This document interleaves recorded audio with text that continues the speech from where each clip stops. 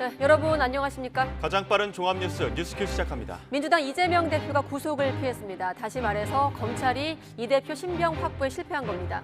한마디로 지금까지 수사 자료만으로는 핵심적인 혐의점들이 소명되지 않았다는 것이 법원의 판단. 물론 총선 국면에 이 대표가 여러 재판을 동시에 받게 될 가능성이 높아 사법 리스크가 여전하다는 시각도 있습니다. 검찰 취재기자 설명 듣고 향후 재판에서의 쟁점들 전망해 보겠습니다. 내일부터 추석 연휴가 시작됩니다. 슈퍼문급 보름달을 볼 수 있다고 하는데 기상재난 전문 기자와 연휴 날씨 알아보겠습니다. 네, 연휴 전날 뉴스큐 먼저 도로 상황부터 확인해 보겠습니다. 내일 연휴를 앞두고 오늘 일찍 고향으로 향하는 분들 계실 겁니다. 시간이 오후로 접어들면서 고속도로 정체 구간도 점차 늘어났습니다. 현장에 나가 있는 취재기자 연결합니다. 윤태인 기자. 네, 경부고속도로 서울요금소에 나와 있습니다. 네, 아직은 차들이 좀 속도를 내는 것 같은데 도로 상황 알려주시죠. 네, 제가 나와 있는 서울요금소 주변에서는 벌써부터 차량 정체가 시작되고 있는 조짐이 보입니다. 오늘 퇴근을 일찍 하시면서 고향으로 일찍 향하는 귀성객이 하나둘 고속도로로 진입하면서 정체 구간도 조금씩 늘어나고 있습니다. 오늘 귀성길 정체는 오후 6시에서 7시 사이 퇴근 차량까지 합류하면 극심해질 것으로 예상되는데요. 그러다 저녁 시간을 넘기고 자정 무렵까지 정체 구간이 점차 줄어들 것으로 보입니다. 이어 연휴 첫날인 내일 새벽 귀성 차량 진입이 본격화하면서 아침이면 고속도로 곳곳에서 정체가 빚어질 전망입니다. 한국도로공사는 오늘 하루 차량 585만 대가 이동할 것으로 예측하고 있는데요. 고속도로 CCTV 화면 보시면서 현재 상황 자세히 알아보겠습니다. 먼저 경부고속도로 천안나들목 부근입니다. 보시는 것처럼 화면 오른쪽 서울 방향은 비교적 차량이 원활히 제 속도를 내고 있지만 화면 왼쪽 부산 방향에선 차량이 서행하는 모습입니다. 다음은 서해안고속도로 서평택 나들목 보시겠습니다. 이곳 역시 서울 방향으로 빠르게 차들이 지나가고 있지만 목포 방향에서는 정체가 생기면서 차량 흐름이 다소 느립니다. 다음은 영동고속도로 보시겠습니다. 영동고속도로 용인나들목입니다. 오른쪽 강릉 방향에서 교통정체로 차량이 느리게 움직이는데 왼쪽 인천 방향도 차량 정체를 보이고 있습니다. 지금 서울에서 출발하면 요금소 기준으로 부산까지 7시간, 대전 4시간 10분, 대구 6시간, 광주까지는 6시간 10분 정도 걸리겠습니다. 경부고속도로 부산 방향에서는 북천안나들목에서 남이분기점 사이 구간 등 75km가 정체되고 서해안고속도로 목포 방향에서는 서평택 분기점에서 서평택 나들목 사이 구간 등 18km에서 정체가 빚어지고 있습니다. 또 영동고속도로 강릉 방향에서는 용인나들목부터 양지나들목 사이 구간 등 11km 구간의 차량 흐름이 답답합니다. 추석 연휴를 하루 앞둔 오늘 수도권에서 모두 53만 대의 차량이 빠져나가고 47만 대가 수도권으로 들어올 것으로 전망됩니다. 교통정보는 스마트폰 지도 애플리케이션과 로드플러스 홈페이지에서도 실시간으로 확인할 수 있습니다. 또 갓길 운행이 가능한 구간도 있으니 동승자가 미리 확인해 알려주면 도움이 되겠습니다. 지금까지 경부고속도로 서울요금소에서 YTN 윤태인입니다. 네, 그러니까 고속도로는 2시간쯤 뒤부터 정체가 본격화할 것 같은데요. 코로나19 종식 선언 이후 첫 명절이다 보니 연휴 기간 이동량이 지난해보다 크게 증가할 거란 전망도 있습니다. 네, 부산 버스터미널에 나가 있는 취재기자 연결해 귀성 상황 알아보겠습니다. 차상은 기자. 네, 부산 종합 버스터미널에 나와 있습니다. 네, 추석 연휴 하루 전인데 그곳 터미널 상황은 어떻습니까? 네, 전국 각지에서 귀성객을 태우고 출발한 버스들이 이곳 터미널에 속속 도착하고 있습니다. 추석 연휴는 내일부터 시작인데도 조금 일찍 귀성길에 올라 고향에 도착한 시민들의 모습을 볼 수가 있습니다. 한 손에는 가족에게 전할 선물을, 다른 손에는 여행용 가방을 든 모습을 곳곳에서 볼 수가 있는데요. 여행길에 다소 지칠 법도 하지만 표정은 밝은 모습이었습니다. 멀리서 찾아오는 가족들을 마중 나온 이들의 설렘도 함께 느낄 수 있었습니다. 다소 한산했던 오전과는 달리 오후에는 제법 많은 귀성객으로 터미널이 조금씩 붐비기 시작했습니다. 오늘 서울에서 출발해 부산에 도착하는 버스는 매진에 가까운 상황입니다. 일부 시간대 한두 자리씩 나오는 취소표를 제외하면 대부분 빈자리 없이 운행하고 있습니다. 한국교통연구원은 이번 추석 연휴에 이동하는 인구가 총 4,022만 명에 달할 거로 예상했는데요. 지난해 추석과 비교하면 27%나 증가한 수치입니다. 이번 추석은 코로나19 종식 선언 이후 첫 명절인데 감염병에 대한 우려가 크게 준 만큼 이동량도 늘어날 것으로 보입니다. 다만 연휴 기간이 임시공휴일 지정에 따라 6일로 늘어나면서 하루 평균 이동 인구는 지난해보다 9.4% 감소한 575만 명으로 예상됩니다. 부산시는 추석을 맞아 광안대교를 비롯한 해상 교량과 터널 등 유료도로 통행료를 연휴 기간 동안 면제하기로 했습니다. 또 부산역과 부산 종합 버스터미널을 경유하는 시내버스의 운행 시간을 연장해 귀성객과 관광객의 편의를 높일 예정입니다. 지금까지 부산 종합 버스터미널에서 YTN 최상은입니다.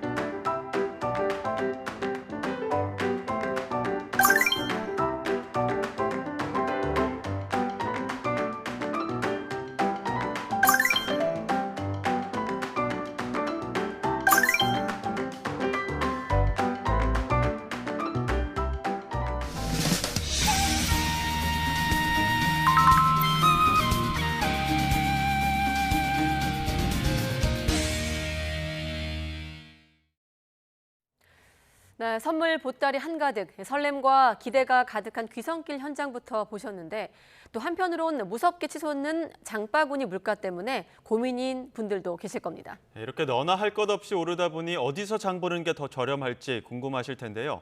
경제 전문가에게 물어봤습니다. 알뜰하게 장 보는 꿀팁 함께 들어보시죠. 공식 정부의 발표는 올해 상차림 비용은 30만 4,434원이고요. 이게 보통 조사를 할 때 두 군데로 나눕니다. 전통시장에서 차릴 경우, 또 이런 마트, 백화점 등에서 차릴 경우인데요. 전통시장 경우가 26만 6천 원대고요. 대형 유통업체가 34만 원대, 35만 원이기 때문에 기본적으로 전통시장을 가게 되면 대형 유통업체보다는 또한 20% 넘게 또 싸게 또 저렴하게 상차림 비용을 마련할 수 있겠다라는 것이고요. 또 하나 이제 구입을 하실 때 이제는 잘 아실 텐데 온누리 상품권이라든가 제로페이 같은 지역 화폐 등을 활용을 하시면 기본적으로 10% 거기에 플러스 알파 할인을 더 받을 수 있다라는 점. 그래서 대부분이 이제는 전통시장 가셨을 때 온누리 상품권 많이 이용하시죠. 게다가 이런 특정 구간에는 추가 환급 행사들도 되게 많습니다. 그래서 이걸 이용하시면 좋을 것 같다라고 볼 수가 있겠고, 실제적으로 28일까지 추석맞이 농축수산물 할인 대전을 이마트, 롯데마트 또 온라인에서 마켓컬리 이런 등등에서 정부 물량이 풀렸습니다. 그러니까 아마 이 기간 동안에 이거를 이용하신다면 경우에 따라서는 반값 60%까지도 할인이 가능하다고 합니다. 엿새 동안 추석 연휴 기간에 병원이나 약국을 이용하면 평소보다 비용을 30에서 50% 정도 더 내야 합니다. 보건복지부는 추석 연휴 동안 모든 의료기관에서 진료비와 조제료를 가산해서 받을 수 있는 진료비 가산 제도를 적용한다고 밝혔습니다. 이에 따라 응급 상황으로 마취나 처치, 수술을 받을 경우에는 진료비의 50%의 가산금이 붙고 동네 의원과 약국을 찾을 때도 30%의 가산금을 내야 합니다. 네, 법원이 오늘 새벽 민주당 이재명 대표 구속영장을 기각을 하면서 이례적으로 892자에 달하는 사유를 밝혔습니다. 기각 사유 가운데는 이 대표가 당 대표로서 공적 감시와 비판의 대상이란 점도 언급됐는데 검찰은 법원이 정치적 고려를 한 게 아니냐며 수긍하기 어렵다고 강한 유감을 보였습니다. 취재기자 연결해 자세한 내용 알아보겠습니다. 송재인 기자. 네, 서울중앙지방검찰청입니다. 네, 먼저 법원이 밝힌 기각 사유 시작부터 하나하나 짚어볼 텐데 기본이 되는 혐의 소명 여부에 대해서도 사건별로 법원의 판단이 달랐던 거죠? 네, 맞습니다. 먼저 백현동 개발비리 특혜 의혹의 경우 법원은 이 대표가 관여했다고 볼 만한 상당한 의심이 들긴 하지만 이를 입증할 직접적인 증거는 부족하다고 판단했습니다. 대북 송금 의혹도 결론은 같았는데요. 이 대표가 검찰이 주장하는 범행을 인식하거나 공모나 관여했는지는 다툴 여지가 있다고 봤습니다. 정리하면 의심스러운 정황은 있지만 성남시나 경기도 총책임자였던 이 대표의 관여를 입증할 핵심 증거는 부족하다는 말로 풀이됩니다. 다만 법원은 이 대표의 위증교사 혐의는 소명되는 것으로 보인다고 밝혔습니다. 앞서 검찰은 심사 과정에서 이 대표가 지난 2018년 검사 사칭 사건 재판 당시 관계자에게 연락해서 이렇게 말해주면 도움이 되겠다고 말하는 녹취록을 화면 자료에 띄워 직접 재판부에 제시한 바 있습니다.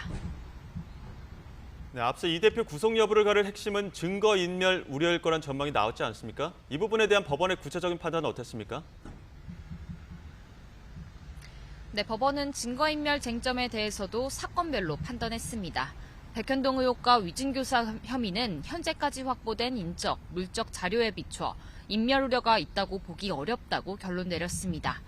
이미 검찰 수사가 상당히 진행돼서 자료가 충분히 확보된 만큼 이 대표가 증거인멸을 하려 해도 그러기 어려울 거라는 뜻으로 풀이됩니다. 대북 송금 의혹은 검찰이 앞서 심사 과정에서 증거인멸 우려를 부각하는데 특히나 더 공을 들였던 부분입니다. 민주당 측이 이화영 전 경기도 평화부지사 진술 회유를 시도한 증거라면서 접견 당시 녹취록을 심사에서 직접 재생하기도 했습니다. 그래서인지 법원의 판단도 더 구체적이었습니다.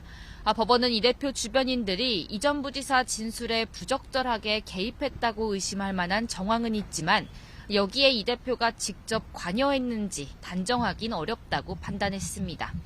또 이 전 부지사 진술에 임의성이 없다고 보긴 어렵고 진술 변화는 결국 신빙성 여부의 판단 영역이라고 했습니다. 결국엔 오락가락했던 진술은 진행되고 있는 본안 재판에서 따져볼 문제란 뜻으로 법조계에선 해석하고 있습니다. 네, 특히 증거인멸 우려 부분 관련해선 제1야당 대표라는 지위도 언급을 했죠? 네, 그 부분에 있어서는 법원과 검찰이 정반대 시각을 보이고 있습니다. 앞서 검찰은 수사 과정에서 파악한 이 대표 본인과 주변인들의 과거 증거인멸 시도 정황을 보면 현재 거대 야당의 수장으로 있는 이 대표가 사회적 영향력과 지위를 이용해서 이후에도 사건 관련자를 압박할 가능성이 크다고 주장해 왔는데요. 반대로 법원은 이 대표가 정당의 현직 대표로서 공적 감시와 비판의 대상인 점을 고려할 때 향후 증거를 인멸할 염려가 있다고 단정하기는 어렵다고 판단했습니다. 또 이번 영장심사 결과에 영향이 있지 않겠냐 이런 말이 가장 많이 나왔던 게 아무래도 이 대표의 건강 문제였는데요. 892자에 이르는 기각사유에는 포함되지 않았습니다.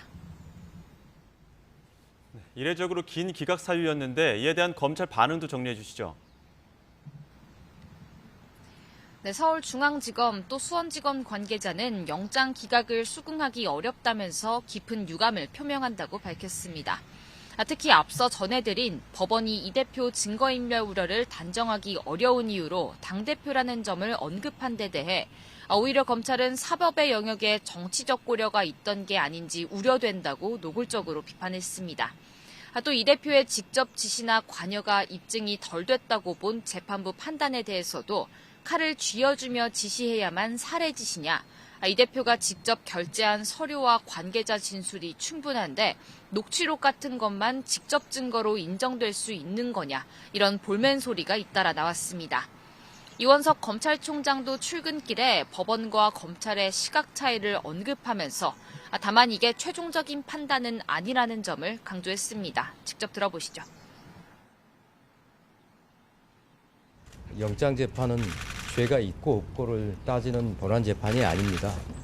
구속이 필요하느냐 하는 것을 판단하는 본안재판 이전의 절차입니다. 이재명 대표 수사 중인 사안도 있고 또 재판 중인 사안도 있는데 일단 이번 영장 기각 이후 이 대표 혐의들에 대해서 검찰의 향후 수사는 어떻게 되는 건가요? 네, 최종 책임자인 이재명 대표의 영장을 청구했다는 건 이미 관련 수사는 어느 정도 거의 정리됐던 거라고 볼 수 있습니다. 신병을 확보했다면 집중조사를 통해 윗선인 이 대표의 관여 여부를 파고들었겠지만 영장이 기각된 지금은 추가 소환 등이 어려운 상황입니다. 체포동의안이 국회 문턱을 넘어야 하는 정기국회가 한동안 이어지는 점 등을 고려하면 이번 혐의로 다시 영장을 청구하는 것도 검찰의 유력한 선택지는 아닌 것으로 보입니다. 이에 따라 영장심사에 올렸던 백현동과 대북송금 관련 혐의, 위증교사 혐의에 대해선 증거관계를 정리하는 대로 불구속 기소할 수밖에 없지 않겠냐, 이런 전망이 나오고 있습니다. 문제는 2년 동안 이어진 이재명 대표 수사가 국회도 아닌 법원에서 제동이 걸린 만큼 남은 수사들에도 후폭풍이 불가피하다는 점입니다. 그래픽으로 준비해봤는데요. 현재 이 대표의 남은 수사는 중앙지검에서는 우선 대장동 비리 혐의와 관련한 428억 약정 의혹, 수원에서는 쌍방울의 쪼개기 후원 의혹과 배우자 김혜경 씨의 법인카드 유용 의혹이 남아 있습니다. 또 수원지검 성남지청에서는 정자동 호텔 개발 특혜 의혹도 수사 중인데요. 이에 한동훈 장관은 출근길에 수사는 시스템으로 돌아가기 때문에 별도의 동력이 필요한 게 아니라고 말했습니다. 또 무리한 수사라는 비판에는 이렇게 답했는데요. 직접 들어보시죠. 체포동의안 서면에도 말씀드렸다시피 관련 사안으로 21명이 구속됐습니다. 무리한 수사라는 말을 동의하실 만한 국민들이 얼마나 계실지 모르겠습니다. 그럼에도 영장 기각으로 체면을 구긴 검찰이 이 대표 사건을 어떻게 처리할지 결정하기까지는 다소 시간이 걸릴 것으로 보입니다. 지금까지 서울중앙지검에서 YTN 송재인입니다.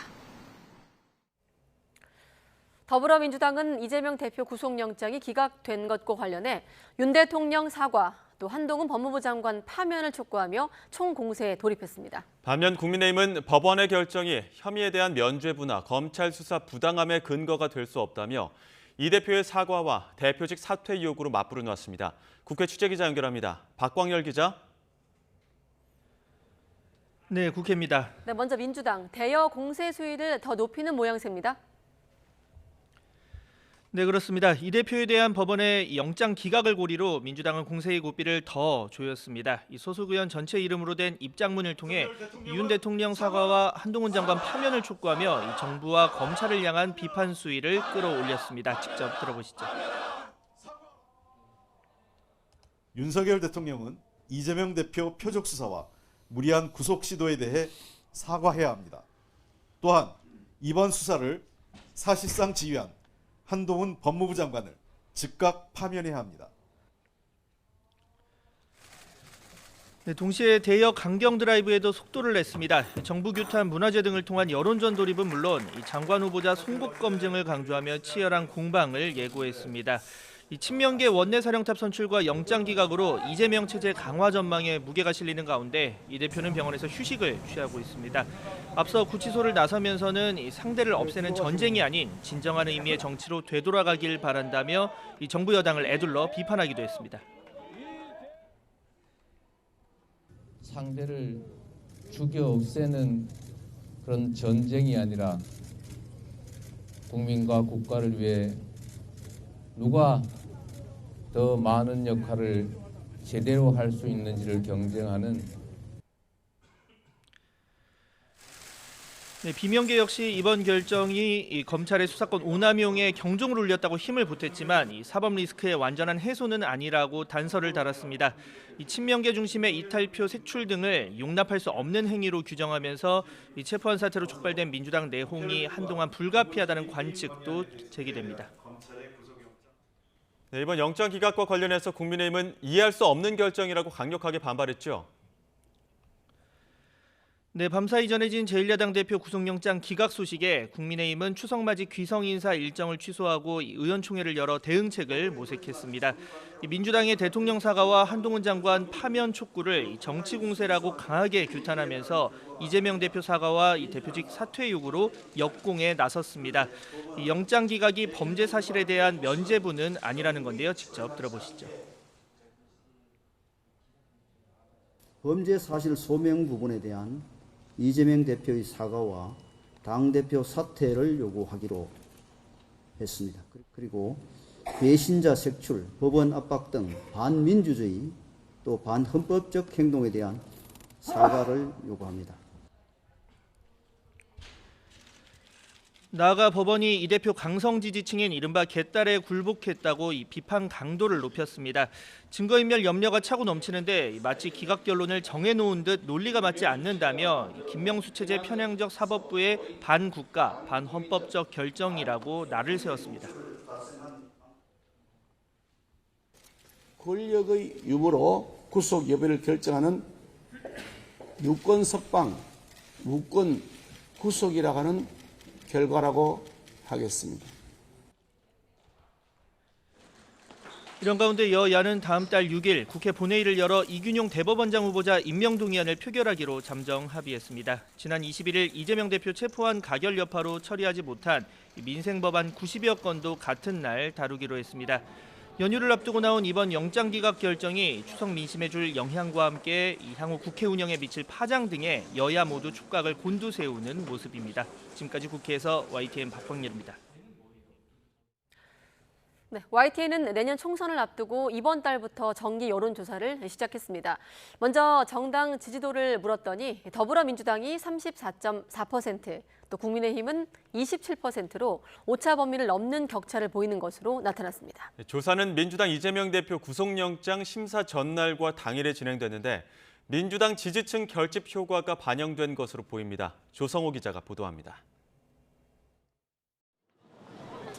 전국 만 18세 이상 남녀 유권자 1,002명에게 어느 정당을 지지하는지 YTN이 물었습니다. 더불어민주당을 지지한다는 유권자가 34.4%, 국민의힘은 27%였습니다. 민주당 지지층이 오차범위 넘는 격차로 많게 나타났습니다. 지지 정당이 없거나 모르겠다는 무당층이 36%로 가장 많았습니다. 조사는 지난 25일부터 이틀간 민주당 이재명 대표 구속영장 심사 전날과 당일에 진행됐습니다. 이 대표 체포동의안이 가결되고 영장 심사가 진행되는 사이 민주당과 이 대표 지지층이 결집에 나선 게 당 지지율에 반영된 걸로 읽힙니다. 연령별로 보면 국민의힘은 60대 이상, 민주당은 40, 50대에서 지지율이 높았습니다. 지역별로는 서울에선 양당 지지세가 비슷했지만 국민의힘은 대구, 경북, 민주당은 호남과 경기, 인천에서 상대적으로 많은 지지를 받았습니다.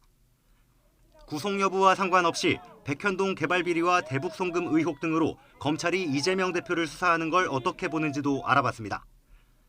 개인 의혹에 대한 정당한 수사라는 유권자가 47.6%, 야당 탄압이자 정치적 수사라는 응답보다 많았습니다. 다만 국민의힘 지지층에선 정당한 수사, 민주당 지지층은 탄압이란 답변이 압도적으로 많았습니다. 이 대표 체포안 가결 이후 내홍을 겪는 민주당의 분당 가능성은 낮다고 보는 유권자가 더 많았습니다. 이번 조사는 YTN이 여론조사 전문업체 엠브레인 퍼블릭에 의뢰해 구조화된 설문지를 이용한 전화면접 방식으로 진행됐습니다. 오차 범위는 95% 신뢰 수준의 플러스 마이너스 3.1%포인트고 전체 질문지 등 자세한 내용은 중앙선거 여론조사 심의위원회 홈페이지를 참조하면 됩니다. YTN 조성호입니다. 송영길 전 더불어민주당 대표의 외곽 후원 조직 불법 후원금 의혹을 수사하는 검찰이 5달 만에 다시 송 전 대표 압수수색에 나섰습니다. 서울중앙지방검찰청은 오늘 오전부터 서울 용산구에 있는 송 전 대표 자택에 검사와 수사관들을 보내 압수수색을 진행하고 있습니다. 검찰은 송 전 대표 외곽 후원 조직 먹고 사는 문제 연구소로 유입된 불법 정치자금을 수사하던 중 후원을 대가로 한 입법 로비 의심 정황을 포착해 오늘 압수수색에 나선 것으로 알려졌습니다. 이 같은 입법 로비에 연루된 인물로 김모 전 민주당 정책위원회 수석 전문위원을 지목해 오늘 압수수색 대상에 포함했습니다. 자녀 입시 비리로 징역형을 확정받아 복역을 하던 정경심 전 동해왕대 교수가 가석방으로 풀려났습니다. 오늘 오전 10시쯤 수감 중이던 서울구치소에서 휠체어를 타고 나온 정 전 교수는 가석방 심경과 딸 조민 씨 기소에 대한 기자들 질문에 아무런 답을 하지 않았습니다. 다만 정 전 교수는 차량에 타기 전 자신을 응원하기 위해 현장에 모여든 지지자 30여 명에게 손을 흔든 뒤 가볍게 고개를 숙여 인사하기도 했습니다. 정 전 교수의 만기 출소일은 2024년 8월로 정 전 교수는 지난 20일 가석방 심사위원회를 통해서 적격 판정을 받아 이번에 가석방 됐습니다.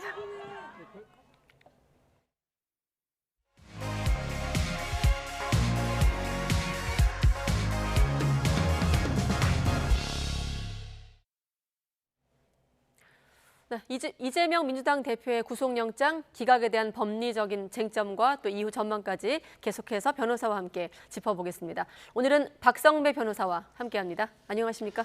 안녕하세요. 네, 이게 수사 첫 발을 뗀 게 2021년 9월이었으니까 예. 장장 2년에 걸친 수사가 끝났고 국회의 시간을 거쳐 법원의 시간을 거쳤지만 이재명 대표에 대한 구속영장은 기각이 됐습니다. 먼저 변호사님, 기각 결정 이후 이제 앞으로 뭐 재판을 통해서 또 법리 다툼을 할 텐데 이 시점 이후 검찰에게 좀 불리한 점, 기각 사유를 통해서 이재명 대표한테 좀 불리한 점이 있다면 어떤 걸까요? 일단 구속영장 청구 기각으로 검찰은 치명상을 입었다고 평가할 수 있는데 네. 상당 부분 혐의를 보완한 이후에나 기소가 가능할 것 같습니다. 관련자 수사와 물적 증거를 확보하기 위한 조치를 취하고 네. 향후 공판 절차 단계에서도 백현동 대북 송금 사건과 관련해 배임 혐의가 성립한다 또는 제3자 뇌물 혐의가 성립한다는 취지의 법리적인 근거를 충분히 제시해야 할 부담을 안게 됐습니다. 반면 이재명 대표 입장에서는 한숨은 돌렸습니다만 네. 범죄 혐의가 소명될 여지가 아직까지는 남아있는 상황이라 위증교사와 관련해서도 관련된 발언 자체가 위증을 교사할 정도가 아니라는 취지의 주장을 끌어내야 하고 백현동 사건에서 배임 혐의가 성립하지 않는다는 점, 대북 송금과 관련해서 법리상 제3자 뇌물죄가 성립하지 않는다는 점 등을 상당히 치열하게 다투어야 할 것으로 예상합니다. 아까 혐의 소명할 때까지 검찰도 좀 상당한 시간이 걸릴 거라고 하셨는데 그럼 기소까지도 좀 더 시간이 걸리는 건가요? 오랜 시간이 걸릴 것 같지는 않습니다. 다만 그 보완이라는 건 기소해둔 뒤에 재판이 본격적으로 진행되면서 해나가도 충분할 것 같습니다. 사실관계에 대해서는 어느 정도 정리가 된 것 같고 법리적인 다툼을 앞두고 있는 상황이라 검찰과 이재명 대표 모두 이 법리 다툼을 두고 치열한 공방을 펼칠 것 같습니다. 네. 자, 다시 기각 사유로 돌아와서 892자 분량의 기각 사유 한마디로 하면 이제 의심스러운 정황들은 있지만 핵심 증거가 부족하다는 건 아니겠습니까? 네. 자, 일단 이렇게 이례적으로 길었다는 건 그만큼 좀 고민되는 지점이 많았다는 걸까요?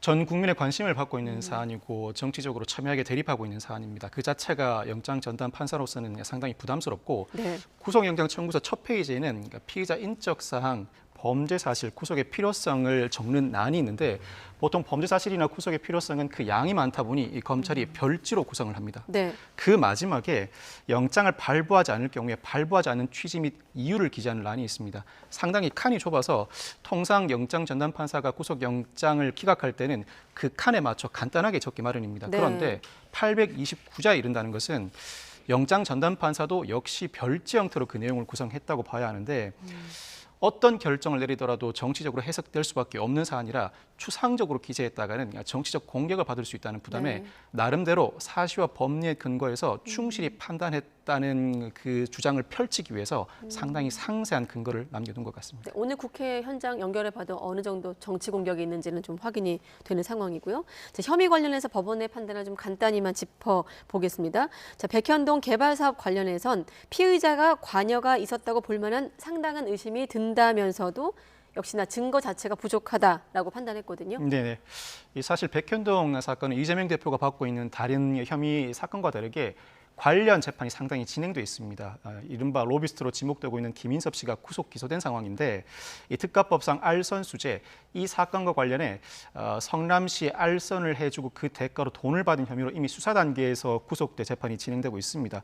뿐만 아니라 지자체가 일정한 사업을 시행하는 과정에서 일부 민간 업체 이익을 준 반면 네. 특별히 손해가 발생했는지 여부가 분명치 않을 때 배임죄가 성립할지 딱 부러지는 판례가 없는 상황이다 보니 검찰은 이를 극복하고자 유동규 전 본부장이 200억 원 상당의 확정 이익이 예상된다는 취지의 보고를 했음에도 불구하고 이재명 대표가 직접 거부했다는 취지를 구속영장 범죄 사실에 추가했습니다. 네.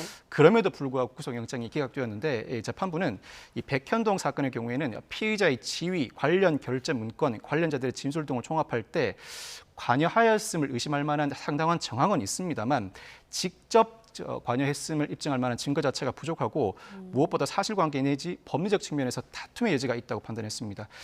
상당히 길게 적시를 했습니다만 무엇보다도 배임죄가 성립하기 위해서는 민간 업자에게 이익을 부여하는 반면에 성남도시개발공사가 손해를 입어야 합니다. 아마 이재명 대표 측이 이 사업 과정에서 1,000억 원 상당의 R&D 부지를 확보했다 등 성남시가 손해를 입었다고 볼 상황이 없음을 적극적으로 주장한 것으로 보이고 그렇다면 손해가 발생하지 않았다면 과연 배임죄가 성립하는지 법리적으로 상당한 의문을 남겨둔 상황이라 관련 사실관계에 비춰보더라도 네. 아직까지는 혐의가 소명됐다고 판단하지 않은 것 같습니다. 네, 그리고 800만 달러 이 성격이 쟁점인 쌍방울 대북 송금 의혹 관련해선 역시나 핵심 관련자인 이화영 씨 진술을 이화영 전 부지사 진술을 비롯한 지금까지 관련 자료에 의할 때 다툼의 여지가 있다 이런 판단을 했습니다. 이 대북 송금 사건은 이재명 대표가 지자체장으로서는 최초로 평화 부지사를 신설했고 이화영 전 부지사가 수시로 보고를 진행해 왔을 뿐만 아니라 구속영장 청구 범죄 사실 내용에 비춰보면 이화영 전 부지사와 김성태 전 회장 간의 대화가 상당히 구체적입니다. 뿐만 아니라 이 제3자 뇌물 사건의 또 다른 혐의라고 할 수 있는 성남 FC 사건과는 달리 이 사건에서는 받았다고 볼 수 있는 측인 이화영 전 부지사가 일부 진술을 번복했습니다만 받았다는 취지의 진술을 한 바도 있습니다. 상당히 불리한 상황에 놓여 있는데 그럼에도 불구하고 혐의가 인정된다고 보기는 아직까지는 어렵다고 판단한 이유 무엇보다도 제3자 뇌물죄가 성립하기 위해서는 부정한 청탁이 존재해야 합니다. 그렇다면 이 부정한 청탁은 주는 측과 받는 측 모두가 양해한 공모 수준에 이르러야 하는데 이재명 대표 입장에서는 김성태 전 회장이 자신만의 기대를 걸고 일정한 대북 송금을 해주었지 나와 일정한 협의를 한 단계는 아니었다는 취지의 주장을 한 것으로 보이고 네. 이 주장이 먹혀 들어간 것 같습니다. 공모 여부를 단정할 수 없다. 그렇죠. 대통령이 아닌 경기도지사 신분으로서 일정한 기업에게 대북 사업과 관련된 상당한 혜택을 부여한다는 것 자체가 어렵다. 만약 이를 전제로 대북 송금이 이루어졌다면 이는 제3자 뇌물이 아니라 대통령이 당선되었음을 전제로 한 사전 수뢰죄가 문제가 되는데 그 수준까지 수사가 확대되진 않았습니다. 이 부분 법리적 주장이 어느 정도 영장 전담 판사를 설득한 것 같습니다. 그렇군요. 그러니까 한마디로 백현동 대북 송금 혐의는 소명 부족 이렇게 판단을 했는데 핵심 혐의였던 과거 즉 위증교사 혐의에 대해선 소명되는 것으로 보인다라고 말해서 대비되기도 했습니다. 네네. 위증교사 혐의와 관련해서는 검찰이 녹취록을 제시했습니다. 이 사건은 이른바 검사 사칭 사건과 관련해서 네. 이재명 대표가 2018년 경기도지사 후보 TV 토론 과정에서 억울하게 누명을 썼다는 취지로 발언하는 바람에 이와 관련해 공직선거법 위반으로 기소가 된 사안입니다. 이 사안에서 이재명 대표가 김병양 당시 성남시장의 비서 출신인 김 씨에게 허위 증언을 요구했다는 혐의인데 녹취록에 비춰볼 때는 위증교사 혐의가 어느 정도 인정된다고 판단한 것 같습니다. 그렇지만 위증교사 혐의가 인정된다는 것만으로 구속영장을 발부하기에는 부족하다고 본 것 같습니다. 주된 혐의는 백현동 대북 송금 사건이고 네. 법정형에 비춰보더라도 훨씬 더 중하게 평가받아야 할 범죄 혐의가 충분히 소명되지 않은 이상 위증교사만 입증된다는 것만으로 구속영장을 발부하기 어렵다. 더군다나 이 사안 자체는 2018년에 발생한 사건입니다. 네. 최근에 발생한 사건도 아닌 비교적 과거에 발생한 사건, 이 혐의가 소명된다는 사정만으로는 영장을 발부하기는 부족하다고 판단한 것 같습니다. 네, 지금까지 우리가 한 얘기는 이번 영장 심사에서 두 가지 쟁점 가운데 하나는 혐의 소명 파트였고 또 하나가 증거 인멸 여부 아니겠습니까? 네네. 자, 그런데 증거 인멸 여부를 쟁점 사건별로 좀 판단하는 부분도 눈에 네, 띄어요. 그렇습니다. 네. 일단은 위증교사와 백현동 개발 사업의 경우에는 네. 현재까지 확보된 일적, 물적 자료에 비춰 증거인멸의 염려가 있다고 보기 어렵다. 즉 충분한 사실관계와 관련된 자료가 확보되었다. 관련자 진술뿐만 아니라 물적 증거도 확보되었다는 취지인데 증거가 확보된 이상 위증교사는 혐의가 소명되고 백현동에 대해서는 혐의가 소명되지 않는다고 하더라도 이 부분은 나중에 공판 단계에서 사실관계의 기초에 다툼의 영역으로 남겨두어야지 증거인멸의 우려가 있다는 취지로 구속영장을 발부하기는 어렵다는 취지로 판단한 것 같습니다. 즉 증거인멸의 우려는 범죄 혐의 소명을 전제로 증거가 어느 정도 확보된 이상 더 이상 증거인멸의 우려를 이유로 구속영장을 발부할 수는 없다는 취지의 판단입니다. 자, 그런데 지금 방금 증거인멸 우려와 관련해서 검찰이 주목한 대목이 뭐였냐면 거대 야당 대표 지위였거든요. 네네. 자, 거대 야당 대표 지위에서 증거인멸 우려가 있다는 게 검찰의 시각이었는데 이 시각과 법원의 시각이 정반대였어요. 네. 네. 대북 송금 사건과 관련해서 검찰이 증거인멸 우려와 관련해 상당 부분 정성을 쏟았다고 할 수 있습니다. 네. 특히나 이화영 전 부지사의 진술이 번복을 반복한다. 이와 관련해 피의자 주변 인물에 의한 부적절한 개입을 의심할 만한 정황이 있긴 하지만 피의자가 직접 개입하였다고 단정할 만한 자료가 없고 이화영의 기존 수사기관 진술에 임의성이 없다고 보기 어렵다.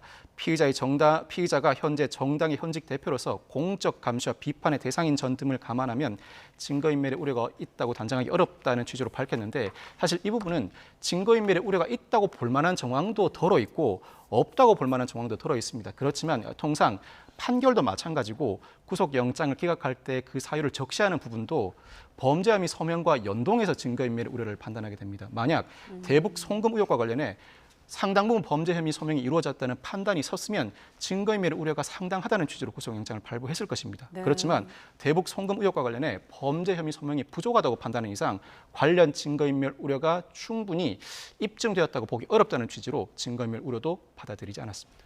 네, 아무튼 영장 발부라는 게 불구속 수사 원칙에서 피의자의 어떤 방어권을 보장할 필요성이 있느냐 그걸 따져보는 어떤 그런 장치인데 네. 이재명 대표가 구속을 피했습니다. 영장 실질 심사 유무죄를 가리는 재판은 아닙니다. 그렇다 하더라도 아까 우리가 얘기한 대로 검찰 입장에선 상당한 타격이 불가피한 상황이고 검찰은 이렇게 말하고 있습니다. 법원의 판단이 앞뒤가 모순됐다. 어떤 부분을 문제 삼고 있는 걸까요?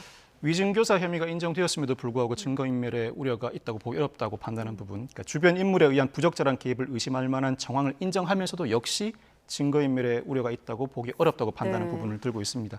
검찰 입장에서는 충분히 지적할 만한 부분이긴 합니다. 그렇지만 위증교사 자체만으로 수사 단계에서 구속영장이 발부되는 상황이 흔치가 않고 그 부분 혐의가 입증되었다고 하더라도 훨씬 더 법정형이 중한 범죄라고 할 수 있는 백현동 대북 송금 사건 혐의가 소명되지 않은 이상 증거인멸 우려가 부족하다고 판단할 여지는 충분히 있습니다. 특히나 검찰은 구속영장 청구를 하면서 피해자, 중요 참고인 등에 대한 위해 우려도 상당 부분을 적시했는데 이 부분 우려에 대해서는 향후 공판 단계에서도 지속적으로 강조할 것 같습니다. 그렇지만 증거인멸 우려가 이 구속영장 발부 여부를 가르는 중요 쟁점이라고 평가할 수 있지만 사실 그보다 더 중요한 쟁점은 범죄 혐의 소명이었습니다. 만약 온전한 범죄 혐의 소명이 이루어졌다면 영장 전담 판사도 증거인멸 우려를 손쉽게 인정할 가능성이 많은 사건이었습니다. 아, 그렇군요. 자, 이제 남은 질문은 검찰이 이제 영장을 재청구할 것인가 그 가능성 하나 질문이 있을 것이고 또 백현동과 대북송금 혐의가 기소가 되면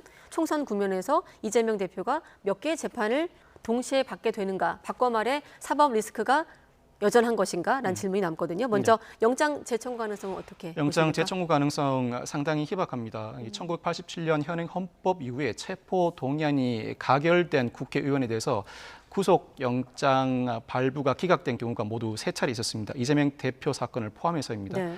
한 번도 영장 재청구를 한 사례가 없습니다. 그리고 지금까지 상당 기간 상당한 물적, 인적 자원을 투입해 수사를 진행해 왔고 혐의 입증을 어느 정도 해냈다는 자신감에 근거해서 구속영장을 청구한 사안이라 사실관계와 관련해 추가 증거를 확보하기도 어려워 보입니다. 그렇다면 구속영장 재청구는 사실상 어렵다고 보여집니다.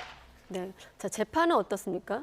자 지금 보면 공직선거법 또 대장동, 성남 FC까지 포함해서 다른 재판들도 지금 진행 중인데 백현동 사건과 대북송금 혐의가 기소가 되면 크게 3가지 재판을 받게 되는 건가요, 동시에? 일단 이재명 대표가 현재 2가지 재판을 받고 있습니다. 공직선거법 위반으로 재판을 받고 있고 대장동 위례신도시 성남 FC 사건으로 재판을 받고 있습니다.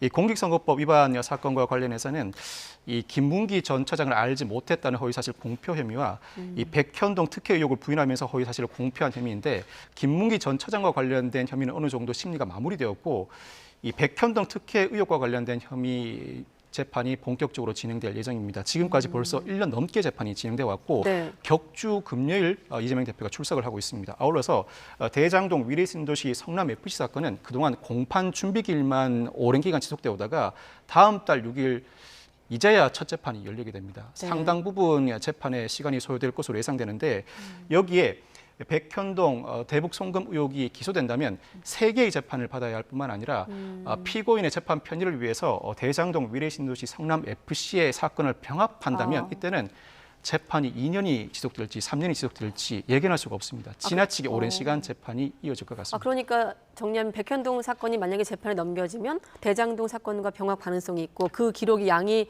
워낙 많으니까 아마 그러한 사정 때문에 굳이 병합하지 않을 가능성이 상당히 많습니다. 그렇게 되면 병합하지 않을 가능성도 있다. 이재명 대표는 3개의 재판을 동시에 받아야 하는 셈입니다. 그러면 지금 1심만 만약에 이제 병합 가능성이 있다고 전제했을 때 1심만 1년 훌쩍 넘게 걸릴 수도 있다는 거네요. 그렇죠. 예, 1년 넘게 훌쩍 걸릴 것으로 보이고 이 공직선거법 위반 사건이 나름대로는 재판이 상당 부분 진행되어 있는데 적어도 다음 총선 전까지 1심 판결은 나올 것 같습니다. 네. 그리고 일반 사건은 금고 이상의 형에 확정되어야 의원직이 상실되는 반면에 이 공직선거법 위반 사건은 벌금 100만 원 이상의 형에 확정되어도 의원직이 상실됩니다. 그렇지만 1심이 선고된다고 해서 양측이 그대로 불복하지는 않겠죠. 항소심, 상고심이 예정되어 있어서 당장 의원직 상실 등의 신분상 불이익은 발생할 가능성이 상당히 낮고 그렇다고 하더라도 총선을 거쳐 다음 대선까지 이재명 대표의 재판이 계속해서 진행될 것으로 예상되는 상황이라 네. 사법 리스크가 온전히 종식되었다고 평가하기도 어렵습니다. 네, 짧게만 한 가지 더. 자, 공직선거법, 또 대장동, 백현동 묶어서 하나, 그리고 대북송금 혐의. 앞으로 이재명 대표 입장에서 가장 까다로운 재판은 어떤 게 될까요? 제가 판단하기에는 대장동 의혹과 대북송금 의혹 같습니다. 대장동 의혹은 백현동 의혹을 판단할 만한 바로미터라고 할 수 있는데 네. 일부 민간업자에게 이익을 가져가게 함에도 불구하고 성남도시개발공사에 손해를 끼쳤는지 끼치지 않았는지 그 법리적 판단에 따라서 일정한 판례가 생성되고 그 판례에 의해서 자신과 관련된 여러 재판의 결론이 날 것 같습니다. 대북송금 의혹과 관련해서는 사실관계에 비춰보면 이재명 대표가 상당히 불리한 상황입니다. 그럼에도 불구하고 부정한 청탁과 관련된 법리적 주장이 먹혀 들어간다면 무죄 가능성도 덜어 남아 있습니다. 네, 알겠습니다. 구속영장 기각으로 기사회생한 이재명 대표, 앞으로 남은 수사 또 재판까지 박성배 변호사와 함께 짚어봤습니다. 고맙습니다. 네, 감사합니다.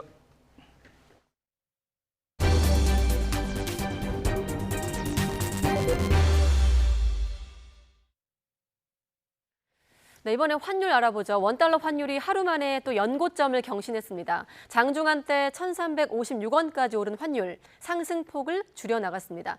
다만 미국 긴축 장기화 가능성에 중국 경기 침체 우려가 커지면서 한동안 달러 강세가 이어질 것으로 보입니다. 자세한 내용 취재기자 연결해서 알아보겠습니다. 엄윤주 기자.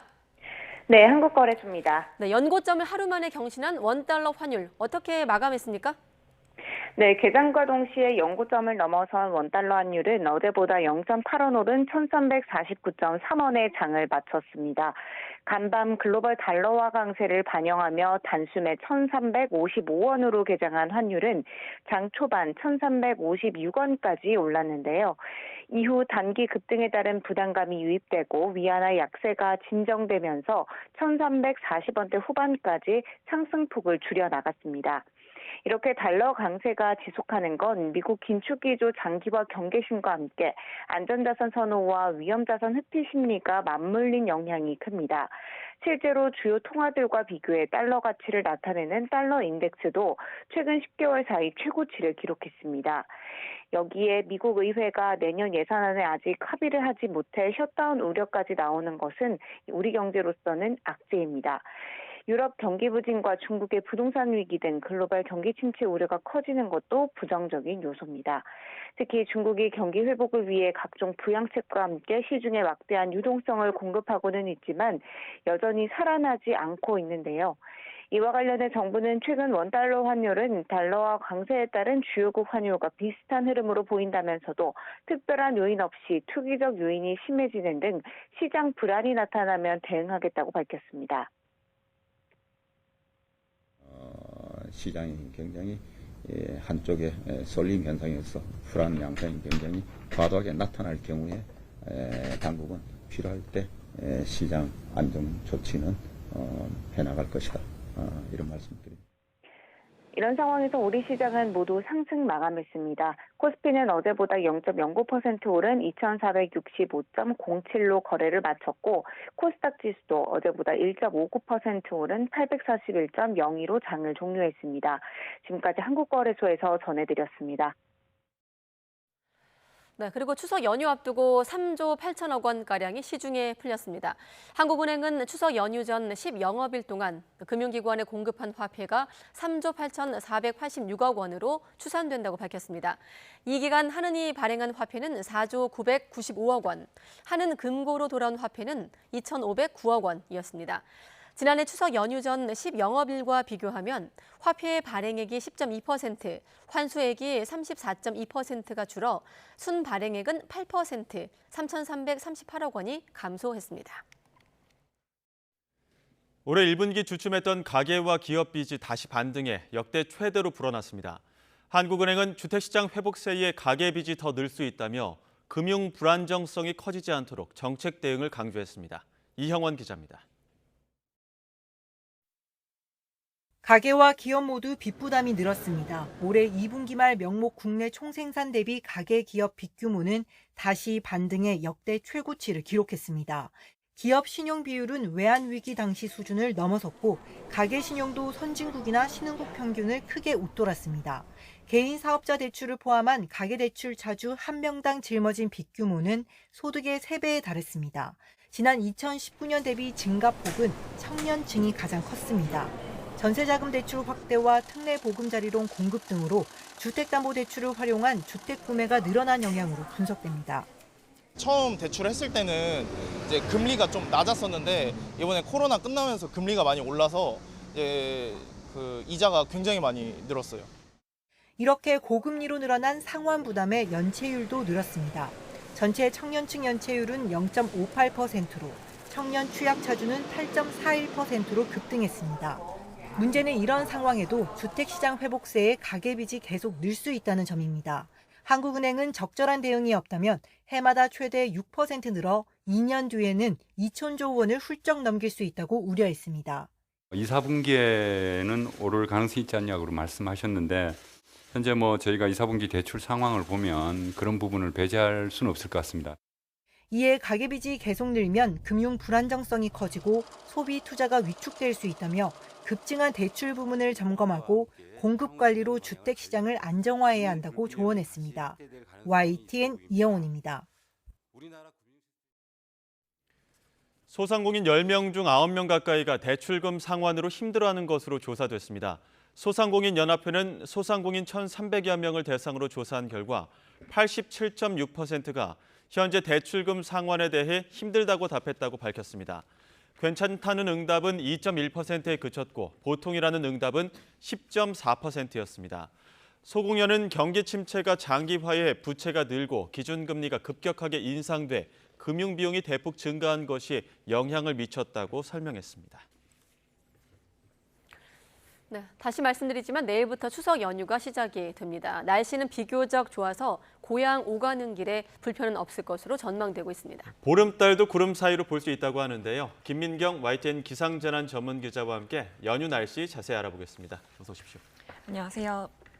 네, 개인적으로 슈퍼문급 보름달이 가장 궁금하지만 잠시 뒤에 물어보기로 하고 자 이틀씩 나눠서 날씨를 알아보겠습니다. 우선 귀성길과 성묘길 날씨가 어떤가요? 네, 우선 오늘은 가을비가 내리는 곳이 있는데요. 이 비의 양이 많지는 않고 밤에는 대부분 그칠 걸로 보입니다. 이 연휴가 시작되면서 본격 귀성길이 시작되는 내일은 오전에는 구름이 많다가 오후부터는 하늘이 맑게 개겠습니다. 이 추석 당일인 모레는 전국적으로 구름의 양이 다시 늘어나겠는데요. 이 비구름은 아니고 구름 사이로 하늘이 보이는 정도가 될 걸로 보입니다. 따라서 한가위 보름달은 전국에서 구름 사이로 볼 수 있을 전망입니다. 예, 연휴 셋째 날, 그리고 넷째 날은 달이 또 바뀌게 되는데 10월부터 날씨 어떻습니까? 네, 9월 30일 그리고 10월 1일이죠. 이때는 전국적으로 쾌청한 가을 날씨를 보이겠습니다. 이 기온도 예년 수준으로 선선한 가을 날씨를 만끽할 수 있겠습니다. 이번 추석 연휴에 가장 좋은 날씨를 보이는 시기가 될 걸로 전망됩니다. 아, 그렇군요. 9월 30일에서 달이 넘어가는 그 사이가 가장 좋은 날씨가 될 거다. 자, 그러면 2일 임시 공휴일과 개천절은 어떻습니까? 네, 연휴 막바지인 이틀 동안 하늘 상태는 역시 쾌청합니다. 다만 기온이 크게 떨어져 아침 저녁에는 꽤 쌀쌀해질 걸로 보입니다. 서울 기준으로 17도 안팎이었던 아침 기온이 이때는 13도로 4도나 뚝 떨어집니다. 낮 기온도 22에서 23도 정도로 전날보다 2, 3도 정도 낮아지지만 선선한 날씨를 보일 전망입니다. 비 예보는 없는데 혹시 주의해야 될 사항들도 있습니까? 네, 바로 아침 안개입니다. 연휴 내내 아침에 짙은 안개가 끼면서 가시거리가 무척 짧아질 걸로 보이는데요. 특히 귀성길과 성묘길에 안개가 더 심할 것으로 보여 주의 운전이 필요합니다. 특히 해안가에는 월파, 그러니까 파도가 방파제를 넘어오는 것에 대한 경계가 필요합니다. 지구와 달 사이 거리가 가까워지면서 인력이 강해져서 연휴 내내 해수면이 높아 높아질 걸로 전망되고 있습니다. 네, 일단 안개를 좀 조여야 되겠다. 이게 좀 중요해 보이고 올해 한가위 보름달이 유난히 크고 밝게 보인다고 하던데 어떤 시기인 건가요? 네, 이번 추석에 뜨는 보름달을 슈퍼문급이라고 부를 만한데요. 지난달 말에 슈퍼 블루문이 떴던 걸 혹시 기억하시나요? 예. 네, 보름달은 한 달에 한 번 뜨는데 이 한 달에 2번 보름달이 뜨는 걸 블루문이라고 부릅니다. 지난달 떴던 블루문이 그게 또 연중 가장 큰 슈퍼문이었습니다. 그런데 이번에 뜨는 보름달은 지난달 슈퍼 블루문과 크기가 1%밖에 차이가 나지 않습니다. 네, 따라서 유난히 밝고 둥근 보름달을 볼 수 있는 건데요. 이 보름달은 독도에서 오후 6시 3분에 가장 먼저 뜨겠고 이 부산과 울산이 오후 6시 14분, 서울 6시 23분, 인천에서도 6시 24분에 보름달을 볼 수 있습니다. 특히 보름달을 가운데 두고 오른쪽 위에는 토성이, 왼쪽 아래에는 목성이 같이 빛나는 우주쇼도 예정돼 있습니다. 이번 한가위는 꼭 보름달과 토성, 목성을 찾아보면서 소원을 빌어보시기 바랍니다. 네, 올해는 슈퍼문급 보름달 그리고 연휴 내내 맑고 선선한 날씨가 예상된다는 김민경 기자의 설명이었습니다. 수고했습니다.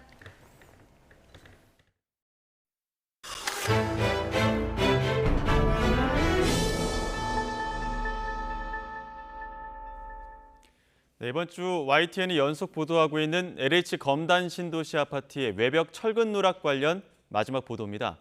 해당 아파트에서 외벽 철근이 70%가량 빠졌다는 YTN 보도에 대해 LH는 실제 빠진 철근의 양은 이보다 적다고 반박했습니다. 국토부가 전수조사에 나선 가운데 LH가 사태의 심각성을 축소하는 데만 급급한 것 아니냐는 지적이 나옵니다. 박정현 기자의 단독 보도입니다. LH 인천검단 신도시 아파트 외벽에 철근 누락 사실이 드러난 뒤 지난 7월 나온 보고서입니다. 애초 필요한 철근의 양을 잘못 계산해 설계도면에 적어 넣으면서 대규모 누락 사태를 촉발한 설계업체가 작성했습니다. 철근이 빠진 6개 구간에서 수직 방향으론 110mm 간격으로, 수평 방향에선 150mm 간격으로 철근이 들어갔어야 했다고 명시됐습니다. 보고서엔 이어 원래 필요한 양보다 수직과 수평 방향으로 각각 4분의 1과 3분의 1씩만 철근이 들어갔다는 내용이 담겼습니다. 철근 누락률이 평균 잡아 70%에 달하는 셈입니다. 하지만 YTN 보도 이후 LH는 같은 설계업체가 낸 자료를 바탕으로 하면 누락된 철근 비율이 최소 17%, 넉넉히 잡아도 50% 정도라고 반박했습니다. 그런데 2달 전 보고서에서는 일정했던 철근 간격이 이번 자료에서는 제각각으로 달라졌습니다. 수직 방향에서 110mm였던 간격이 최대 450mm까지 늘어났고 수평 방향에서도 최대 280mm까지로 넓어졌습니다. 이렇게 간격이 커지면 필요한 철근의 양이 줄기 때문에 누락된 철근 비율도 자연스레 낮아질 수밖에 없습니다. LH가 사안의 심각성을 축소하려는 것 아니냐는 의혹이 제기되는 이유입니다. 신뢰성에서 상당히 문제가 되는 부분이고요. LH가 철근량의 어떤 그 비율, 이걸 좀 약간 속일 수 있는 어떤 그런 의도에서 갖다가 현재 필요 철근량을 수정했을 가능성도 좀 보여지는 그런 사항입니다. LH는 철근 간격이 늘어난 경위에 대해 설계업체를 통해 자료를 받은 거라 계산 근거를 정확히 알기는 어렵다는 입장입니다. 설계업체 역시 YTN에 여러 차례 걸친 해명 요청에 드릴 말씀이 없다는 반응으로 일관했습니다. LH 감사를 통해 진상이 규명될지 관심인 가운데 신뢰를 확보하려면 LH가 아닌 외부기관이 조사를 맡아야 한다는 목소리도 나옵니다. 무엇보다 LH가 누락률이라는 숫자에만 집착할 게 아니라 입주 예정자들이 요구하는 전면 재시공 등도 적극적으로 검토하고 철저한 반성을 통해 재발을 방지하는 데 초점을 맞춰야 한다는 지적입니다. YTN 박정현입니다. 출산율 저하, 우리 사회 가장 큰 문제죠. 지난 7월 태어난 아기가 19,000여 명으로 같은 달 기준 역대 최저 기록을 다시 경신했습니다. 사망자는 코로나 때보다 많아 우리나라 인구는 3년 9개월째 자연 감소했습니다. 이승은 기자가 보도합니다. 지난 7월 태어난 아기가 7월 기준 처음으로 2만 명 아래로 떨어졌습니다. 7월 출생아는 19,102명으로 지난해 같은 달에 비해 1,373명, 6.7% 줄었습니다. 10달째 역대 최소 기록 경신입니다. 하지만 지난해 9월 출생아 수가 13명 증가한 데 그친 걸 고려하면 사실상 2015년 12월 이래 7년 8개월째 감소세로 볼 수 있습니다. 여성 1명이 평생 낳을 것으로 예상되는 자녀 수를 뜻하는 합계 출산율은 지난해 0.78명입니다. 올해는 1분기 0.81명, 2분기 0.7명에 이어 연말로 갈수록 출생아가 적어지는 경향을 감안하면 0.6명대로 떨어지는 것 아니냐는 우려가 나옵니다. 코로나 사태가 해제되면서 지난 5월과 6월 증가했던 혼인 건수 역시 다시 감소세로 돌아섰습니다. 내수 위축을 반드시 동반하는 거기 때문에 국민 경제 잠재 성장률 하락 이런 것까지 동반하는 굉장히 큰 위기다. 사실 경제학에서 가장 큰 위기가 인구 감소 혹은 초고령화라고 보고 있는 것 같습니다. 고령화 추세로 지난 7월 사망자는 2만 8천 명이 넘어 7월 기준 역대 최다였습니다. 코로나가 유행했던 1년 전보다 2천 명 넘게 늘었습니다. 사망자 수가 출생아 수를 웃돌면서 인구는 9,127명 자연 감소했습니다. 인구 자연 감소는 3년 9개월 연속입니다. YTN 이승은입니다.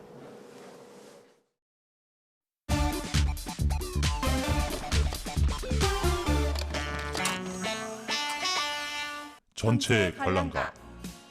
좋잖아요. 집에 간다는 게. 엄마가 만들어준 맛있는 음식 먼저 먹고 싶어요. 근데 얼마나 걸릴지 몰라 걱정이 돼요. 근데 이게 이제 지금 한 12시간 이상 걸렸습니다, 지금.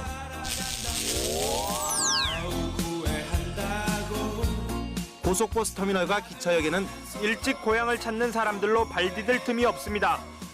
미처 예매를 하지 못한 한 귀성객은 직접 피켓을 만들어 표를 구하기도 했습니다. 좌석표를 구하지 못한 사람들, 열차 난간에 기대섰지만 그리 불편하지만은 않습니다. 짜증나시죠? 예, 짜증나요. 예, 죽겠어요. 선물과 제습거리 등을 아직 준비하지 못한 사람들은 남대문 시장 등을 찾아 차례 준비도 서둘렀습니다. 한가위의 풍요로움은 넘쳐납니다. 엄마의 손을 잡고 나선 꼬마도 추석 한가위는 신나고 즐거운 명절입니다. 손녀딸 뭘 좀 사줄까 하고 선물 사러 나왔어요. 아버님 위해서는 셔츠를 준비하고 어머님께는 양산을 준비했습니다. 고향 내려가기 전 고궁을 찾은 가족들은 신명나는 민속놀이로 시간 가는 줄 몰랐습니다. 널뛰기 하고 하다 주는 거 하고 그랬어요. 추석은 어른아이 할 것 없이 즐거운 명절입니다. 올 추석엔 얼마나 오래 걸릴지 모르지만 엄마가 기다리는 고향에 가니까 좋죠. 날아갈 것 같습니다. 조금만 기다리십시오. 내려갑니다. 할머니 먹고 싶어요. 빨리 갈게요.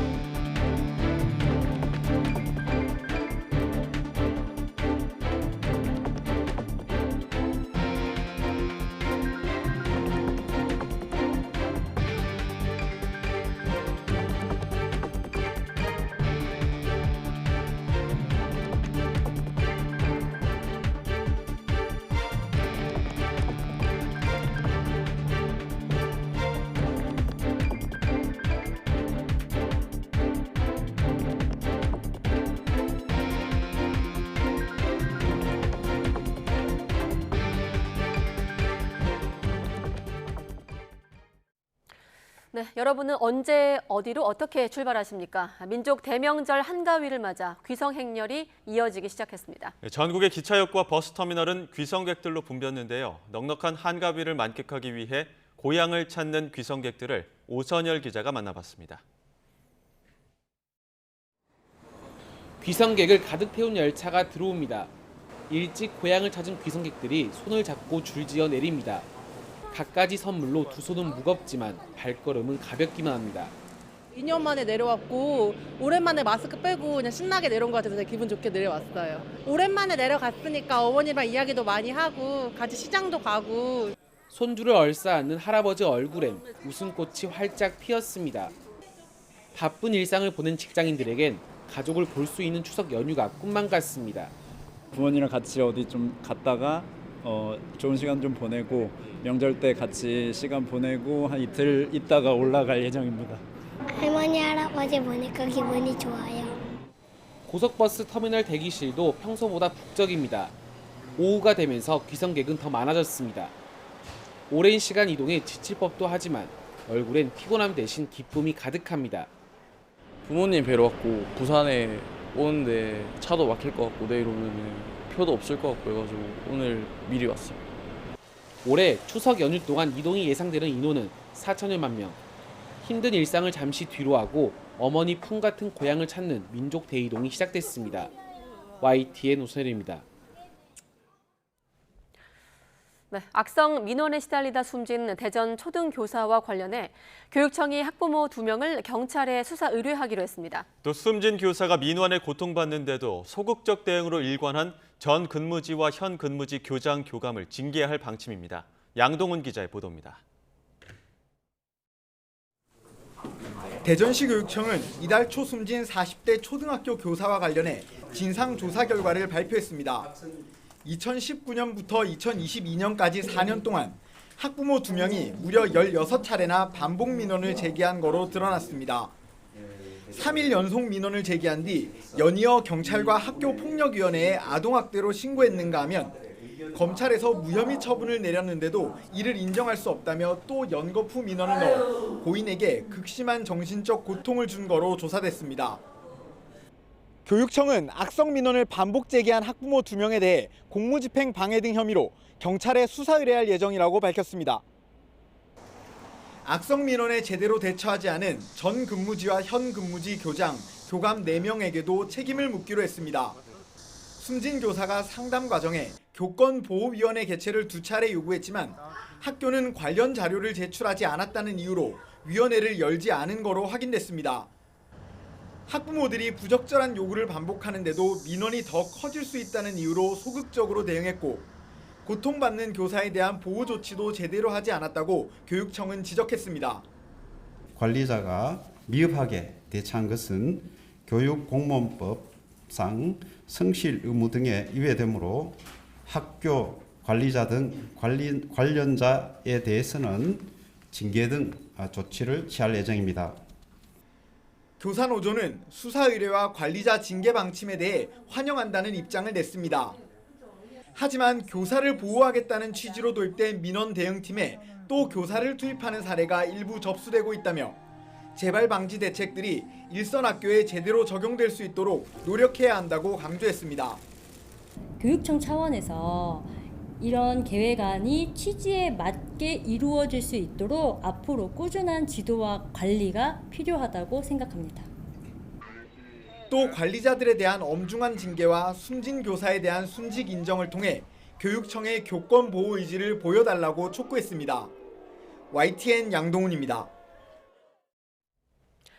어제 경북 포항 앞바다에서 성능 계량 시험을 하던 장갑차가 침수돼 방산업체 직원 2명이 숨진 사건과 관련해 고용노동부가 중대재해처벌법 위반 여부를 조사하고 있습니다.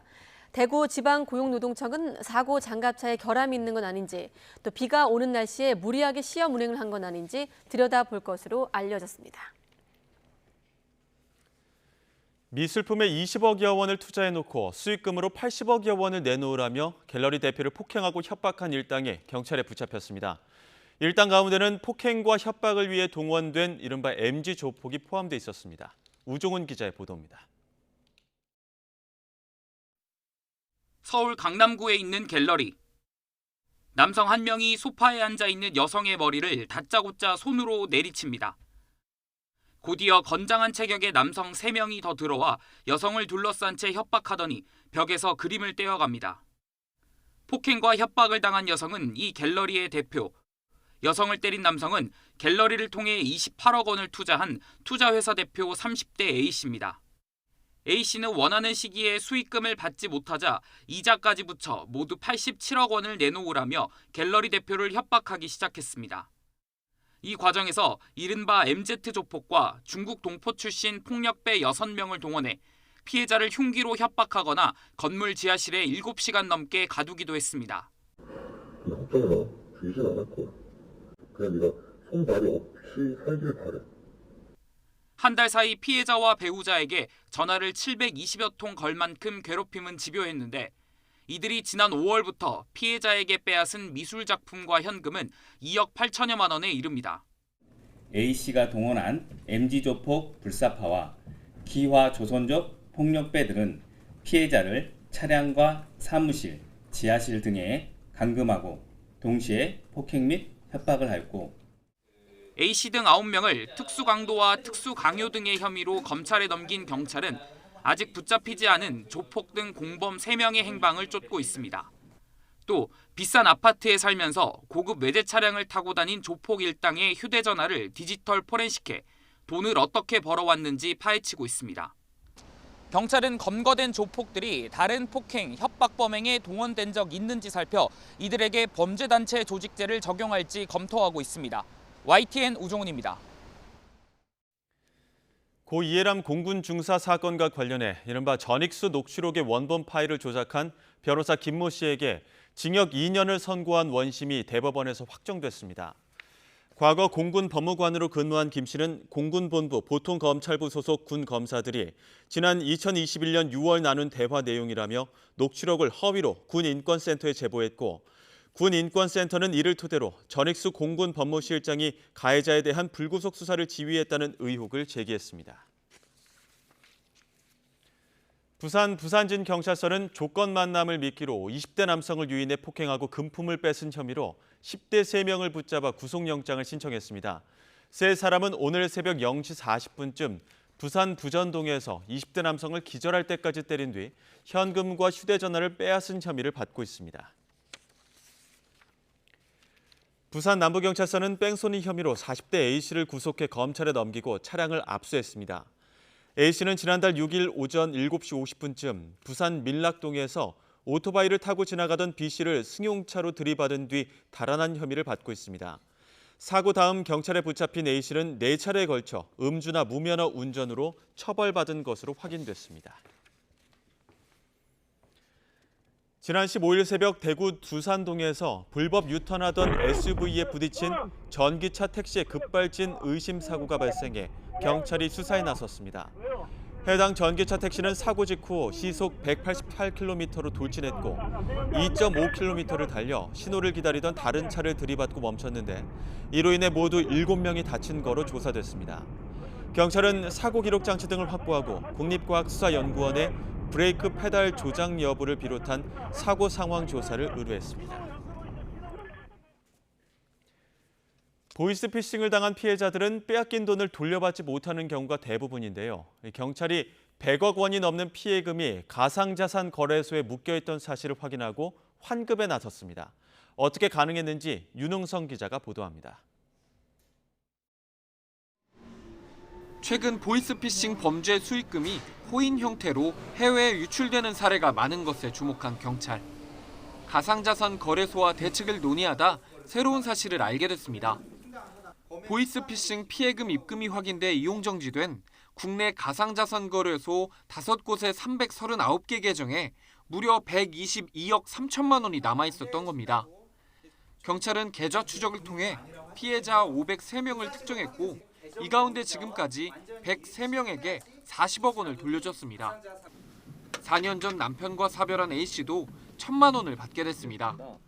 남편은 기존 대출을 낮은 이율로 갈아타게 해준다는 말에 속아 보이스피싱 조직에 1,600만 원을 건넨 뒤 소가리를 하다 암투병 끝에 세상을 떠났습니다.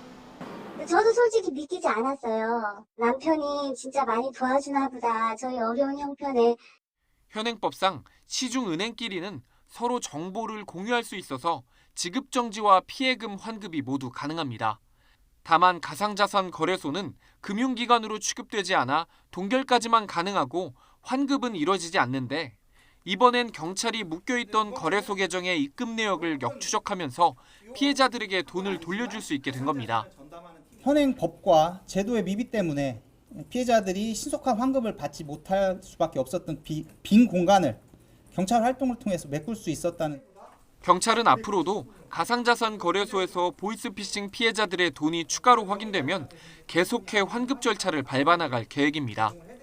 경찰은 피해금을 돌려주는 과정에서 거래소나 경찰관이 돈을 요구하는 경우는 없다며 혹시 모를 추가 사기에 주의를 당부했습니다. YTN 윤웅성입니다. 삐라살포 난동을 허용하거나 묵인한다면 북남 관계는 또다시 수습할 수 없는 파국으로 치닫게 될. 좋아, 이렇게 하자. 이륙하자! 네, 지난 2014년 10월 10일 오후 우리 민간단체가 황장엽 전 노동당 비서 4주기를 맞아 북한으로 전단을 날려보내자 북한이 전날 경고 발언에 이어서 우리 측 연천 지역 상공에 고사총 10여 발을 발사합니다. 북한의 총포탄이 우리 민간 지역에 떨어진 건 연평도 포격 이후 4년 만이었는데요. 우리 군이 대응 사격에 나서면서 사실상 총격전이 벌어졌습니다. 자칫 인명피해로 이어질 뻔한 대북 전단 살포. 접경 지역 주민들은 결사반대했습니다. 전쟁이 불러오는 대북 전단 살포 중단하라! 중단하라! 중단하라! 중단하라! 민탐선을 끼고 있는 지역은 이 땅 대한민국의 백성이 아닙니까? 대한민국 정부가 정말 할 일이 없습니까? 네, 대북 전단은 보통 황해도와 개성, 또 금강산 일대는 물론이고 평양까지도 날아가는 것으로 알려져 있는데요. 비방 유인물 외에도 1달러짜리 지폐, 초코파이 같은 생필품도 담을 수 있어 북한 민심에 큰 영향을 끼치는 것으로 분석이 됩니다. 북한이 대북 전단에 예민한 이유입니다. 2020년 6월 북한 김여정 제1부부장은 탈북단체의 대북 전단 살포 보도를 봤다면서 분노 섞인 담화를 잇따라 발표한 뒤 남북 공동 연락사무소를 폭파하기까지 했습니다. 제1부부장 김여정 동지는 대남 사업을 철저히 대적 사업으로 전환해야 한다는 점을 강조하면서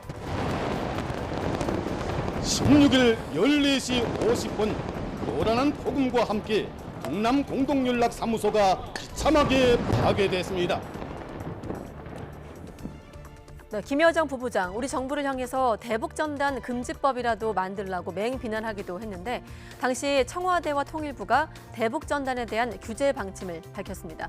결국 연말에 당시 여당이었던 민주당 주도로 대북전단 살포를 금지하는 법안이 의결됐습니다.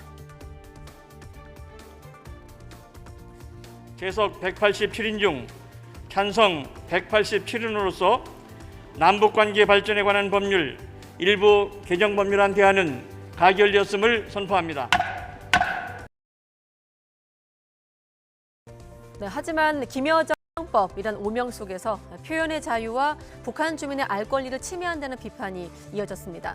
대북전단 금지법을 놓고 이례적으로 미국 의회 인권위원회가 청문회까지 열면서 우려의 목소리를 내기도 했는데요.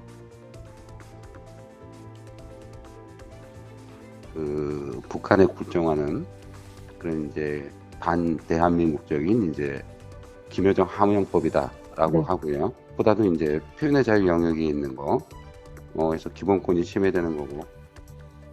우리나라는 이렇게 편안하게 잘 살고 있는데 그쪽은 아무것도 모르고 살고 있잖아. 그러니까 그쪽도 알아야 될 권리가 있지 않을까요? 네, 결국 개정안이 공포되던 해 북한 인권단체 27곳이 표현의 자유를 지나치게 제한한다면서 헌법 소원을 제기했고 2년 9개월 만인 어제 위헌 결정을 받은 겁니다. 정부는 즉각 환영 입장을 밝히고 적극적인 법 개정 의지를 나타냈는데요.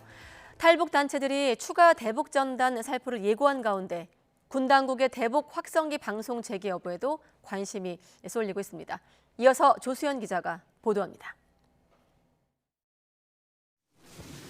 헌법재판소가 대북전단 금지법이 위헌이라고 판단하자 정부는 즉각 환영 입장을 나타냈습니다. 이번 판결은 지난 정부에서 남북관계 발전법을 졸속으로 개정해 국민의 표현의 자유를 과도하게 제한하고 북한 주민의 알 권리도 침해했음을 보여준다는 겁니다. 이어 헌재 결정의 취지를 존중해 관련 조항 개정 노력에 적극 협력할 것이라고 강조했습니다. 해당 조항이 즉시 효력을 잃으면서 헌법 소원을 내며 틈틈이 대북전단을 날렸던 탈북민 단체는 추가 살포 계획을 밝혔습니다. 시기는 추석 연휴 이후입니다. 그러면서 문재인 정부를 상대로 민사소송도 예고했습니다. 경찰에서 그 대북전단 TF를 만들어가지고요. 3개월 동안 우리 후원자들을 그렇게 괴롭혔습니다. 도덕적으로 명예에도 엄청난 침해 타격이 입었거든요. 정신적으로도 그렇고요. 대북전단 살포와 함께 중단됐던 군의 대북 확성기 방송 재개 여부도 관심입니다. 군 관계자는 확성기 방송은 대북 전단과 다르지만 언제나 가능할 수 있도록 대비 태세는 항시 유지하고 있다고 밝혔습니다. 그러나 지금 상황에서는 대북 확성기 방송을 전혀 고려하고 있지 않다고 덧붙였습니다. 이런 가운데 국민의힘은 문재인 정권과 민주당이 지금이라도 잘못을 인정하고 국민 앞에 사죄하라고 촉구하는 등 정치권에서도 파장이 이어지고 있습니다. YTN 조수연입니다. 네, 여야 대립 끝에 열리고 있는 인사청문회 현장에선 신원식 국방부 장관 후보자 역사관을 놓고 공방이 치열합니다. 신 후보자, 과거 문재인 전 대통령을 겨냥해 과격한 표현을 한 데 대해서 유감을 표했는데요. 그런가 하면 홍범도 장군 흉상 이전 등과 관련해선 홍범도 장군이 받은 육사 명예 졸업장도 회수할 거냐는 야당 의원 질의에 전임 정부에서 수여한 것 자체가 잘못됐다고 맞받기도 했습니다. 이어서 들어보시죠. 예, 제가 안보를 걱정하는 측면에서 했던 발언의 내용 면에서는 제가 지금이나 그때나 똑같은 생각입니다. 단지 집회라든지 그 당시 그 발언을 했을 때 환경 그리고 당시 제가 어떤 위치 이런 데서 지금 입장에서 보면 과한 표현이 있었던 것은 사실입니다. 거기에 대해서는 제가 유감을 표명했습니다. 홍범도 장군은 육사의 명예 졸업 증서를 받은 명예 졸업자입니다. 육사의 졸업자예요. 후보자님, 네. 만약에 장관 되면은 이 홍범도 장군의 명예 졸업 증서를 회수해서 소각하려고 그러는 거예요? 독립투사로서의 어떤 뭐 정서를 준다든지 하는 건 괜찮은데 북한 공산주의와 싸워서 나라를 지킨 육군사관학교에 홍범도 장군의 졸업장을 준 그 자체가 저는 좀 잘못됐다고 생각합니다. 네, 4년 전이죠. 헝가리 부다페스트에서 유람선 침몰로 한국인 25명이 숨지는 참사가 발생했습니다. 사고를 일으킨 가해 선박 선장이 1심에서 징역 5년 6개월형을 선고받았습니다. 김태현 기자가 보도합니다. 2019년 봄 헝가리 다뉴브강에서 발생한 유람선 침몰 참사. 한국인 관광객 25명이 희생됐고 1명은 아직도 실종 상태입니다. 헝가리 법원은 수상교통법을 위반한 크루즈선 선장 유리 카플린스키에 대한 1심 재판에서 징역 5년 6개월형을 선고했습니다. A bíróság a vádlottat 5 év 6 fokházfokozatú szabadságvesztés büntetésre és 6 év vízüjárművezetéstől eltiltásra ítéli. 우크라이나 출신의 카플린스키 선장은 당시 크루즈선 바이킹 시긴호를 운항하다 유람선 허블레아니호를 추돌하는 사고를 일으켰습니다. 당시 크루즈선 선장은 유람선을 추월하려고 하면서도 무선 교신 연락을 제대로 하지 않았습니다. 사고 직후에 유람선이 침몰하는 상황에서도 제때 구조에 나서지 않았습니다. Után valamilyen okból kifolyólag nem is észlelte ezt a hajót, ami az útjában volt. Ezért nem tett eleget azoknak az előírásoknak, amit az előzés vonatkozásában. 카플린스키는 한때 보석으로 풀려나기도 했지만 곧 구속됐고 2019년 10월 재판에 넘겨졌습니다. 선장은 최후 진술에서 사죄의 뜻을 밝혔습니다. 그는 무고한 희생자를 낸 끔찍한 비극에서 한순간도 벗어날 수 없었고 잠도 잘 수 없었다며 평생 이를 안고 살아갈 것이라고 말했습니다. 한국인 유족들이 크루즈선과 유람선 선주사들을 상대로 낸 손해배상 청구 소송은 여전히 진행 중입니다. YTN 김태현입니다. 이라크 북부의 한 예식장에서 큰 불이 나 최소 110여 명이 숨졌습니다. 로이터 통신 등에 따르면 현지 시각 26일 오후 10시 45분쯤 수도 바그다드에서 북서쪽으로 300여 킬로미터 떨어진 지역의 한 예식장에서 큰 불이 났습니다. 아직 원인이 밝혀지지 않은 이 불로 공식 확인된 사망자는 113명에 이르고 있으며 국영 언론사들은 최소 150여 명이 다친 것으로 집계하고 있습니다. 네, 체첸 공화국의 수장인 카디로프의 15살 아들이 재소자를 무자비하게 폭행하는 영상이 공개돼 파문이 일고 있습니다. 그동안 체첸 인권 문제에 눈감아온 러시아에서도 비판의 목소리가 나오고 있습니다. 신웅진 기자가 전해드립니다. 체첸 자치공화국 수장인 람잔 카디로프가 소셜미디어인 텔레그램에 올린 영상입니다. 15살 아들 아담이 교도소 재소자를 폭행하는 장면인데 카디로프는 한치의 과장도 없이 아담의 행동이 자랑스럽다고 썼습니다. 몸을 잔뜩 웅크린 채 막보이는 남성은 이슬람 경전인 쿠란을 불태운 혐의로 수감된 니키타 주라벨로 알려졌습니다. 카디로프는 블라디미르 푸틴 러시아 대통령의 신임을 받고 있지만 충격적인 영상이 공개되면서 친푸틴 진영에서조차 비판의 목소리가 나오고 있습니다. 연방 하원인 국가두마의 예브게니 포포프 의원은 이를 불법 행위라고 규정하며 처벌은 법원이 오직 법원만이 결정할 수 있다고 비판했습니다. 블라디슬라프 다방코프 국가두마 부의장도 러시아 법은 모든 사람에게 동일하게 적용돼야 한다고 지적했습니다. 체첸에서는 지난 수년간 이 같은 인권 침해가 꾸준히 반복되고 있지만 러시아 정부는 좀처럼 공식적인 입장을 드러내지 않고 있습니다. Да, я прошу прощения. Сразу оговорюсь, что историю с сыном Кадырова комментировать не буду. Пожалуйста, ваши вопросы. А почему не будете, не подскажете, коммерсанты? Не хочу. 카디로프는 스스로 푸틴의 보병이라고 부르며 러시아의 우크라이나 침공 초기부터 군사 지원을 아끼지 않고 있습니다. 또 지난해에는 10대 아들 3명을 우크라이나 최전선에 보내겠다며 충성심을 과시하기도 했습니다. 지난 2007년부터 체첸의 수장을 맡아온 카디로프는 우리 나이로 46살에 불과하지만 최근 건강 이상설에 휘말렸습니다. 이런 가운데 얼마 전 17살인 첫째 아들 아흐마트가 푸틴 대통령과 단둘이 회담하는 모습을 보여 카디로프가 승계 작업에 돌입했다는 분석도 나오고 있습니다. YTN 신웅진입니다. 원래 단독 생활을 하는 삭과 오소리가 지리산에서 함께 다니는 장면이 무인 카메라에 포착이 됐습니다. 좀처럼 보기 어려운 국립공원 속의 야생동물들의 일상을 담은 영상이 공개됐습니다. 김평정 기자가 소개합니다.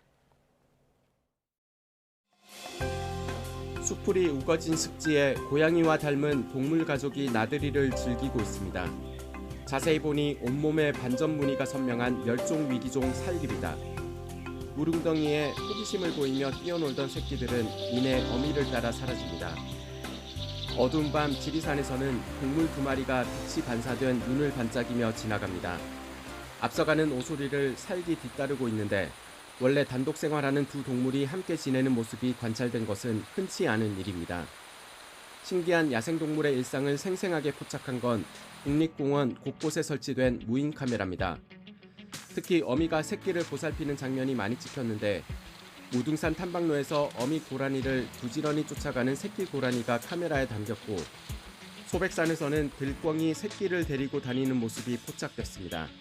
나무 위에 앉아있는 하늘다람쥐와 냇가를 뛰노는 담비, 그리고 변화무쌍하고 화려한 빛깔의 팔색조 등 다양한 야생동물들이 관찰됐습니다. 촬영된 영상은 멸종위기종 조사의 귀중한 자료로 활용됩니다. 국립공원공단은 앞으로 다양한 야생동물의 생태적 습성을 파악하여 서식지를 보존하는 데 적극 노력하겠습니다. 생태계가 비교적 잘 보존된 국립공원에는 멸종위기 야생생물의 68%가 서식하고 있습니다. YTN 김평정입니다. 퇴근 시간이 다가오면서 추석 귀성 행렬도 본격화하고 있습니다. 도로공사 연결해 전국 교통 상황 알아보겠습니다. 조주은 캐스터 전해주시죠. 네, 퇴근 시간대가 돼서 고속도로는 양방향 정체가 길어져 있습니다. 특히 오늘부터 고향 가는 분들 많으실 텐데요. 귀성 방향은 저녁 6시와 7시 사이가 가장 혼잡할 것으로 보이고요. 자정을 넘겨서도 계속 정체가 남아있을 것으로 예상이 됩니다. 교통 상황 미리 잘 확인하면서 이동하는 게 좋겠죠. 저녁 6시를 기준으로 서울에서 출발했을 때 부산까지는 6시간 40분 정도 예상되는데요. 주요 노선 중에서는 1번 경부선 부산 쪽이 총 126km 구간으로 정체 극심하고요. 이 중에서 충청권 지나기가 가장 답답합니다. 안성 부근은 양방향 정체입니다. 지금은 서울 방향도 입장휴게소와 안성휴게소 사이 15km 구간 정체고요. 부산 쪽으로는 안성과 회덕분기점 사이가 무려 84km 구간이나 막혀서 시간적 여유를 두고 이동하시는 게 좋겠습니다. 칠곡 부근에서도 10km 구간 정체고요. 35번 중부선 타고 남이 쪽으로 가신다면 오창에서 남이분기점 사이 등 총 40km 정도 막힙니다.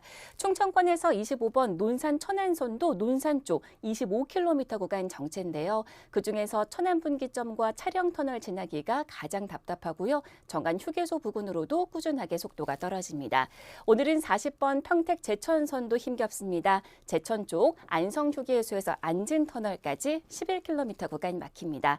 네, 전좌석 안전띠 잊지 마시고요. 고속도로 교통방송이었습니다. 연휴 첫날인 내일은 아침까지 곳곳에 비가 내리겠습니다. 다행히 오후부터는 하늘이 점차 맑아지겠고 연휴 내내 쾌청한 가을 하늘이 함께하겠는데요. 다만 내일도 아침까지는 안개가 짙게 끼는 곳이 있겠고요. 비가 내려서 도로가 미끄러운 곳이 있겠습니다. 귀성길 교통 안전에도 각별히 유의하셔야겠습니다. 내일 아침 기온은 오늘보다 조금 낮겠는데요. 서울이 19도, 대전도 19도, 광주와 대구는 20도에서 출발하겠고요. 내일 낮 기온은 오늘보다 올라서 일교차가 크게 벌어지겠습니다. 내일 서울 낮 기온은 26도, 대전은 27도, 대구는 28도, 강릉과 부산은 29도 선까지 크게 오르겠습니다. 추석 연휴 동안에 완연한 가을 날씨가 이어지겠고요. 추석 당일에는 구름 사이로 보름달을 감상할 수 있겠습니다. 다만 연휴 후반에는 아침 기온이 크게 내려가면서 부쩍 쌀쌀해질 전망입니다. 지금까지 날씨 정보였습니다. 가장 빠른 종합 뉴스 뉴스큐 마치겠습니다. 추석 연휴에도 뉴스는 YTN입니다. 함께해 주신 여러분 고맙습니다.